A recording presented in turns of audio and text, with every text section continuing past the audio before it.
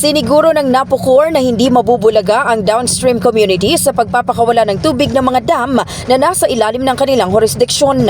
Sa press briefing kanina sa Malacanang, sinabi ni NAPOCOR Flood Operations Manager Maria Teresa Sierra na alinsunod sa inamyendahang protocol para sa mga dam, dapat 24 oras bago ang pagpapakawala ng tubig, kinakailangang naabisuhan na ang lokal na pamahalaan para makapaghanda sakaling kailangang lumikas ng mga residente na maaapektuhan. And these dams nag-start po kaming mag-release ng tubig dito sa mga dams prior to the arrival of Bagyong Christine sa North Luzon to ensure po na kapag ka po dumating na po yung bagyo is hindi na po nating sasabayan ng releases. So hindi na po siya makakapagdagdag pa ng flooding downstream.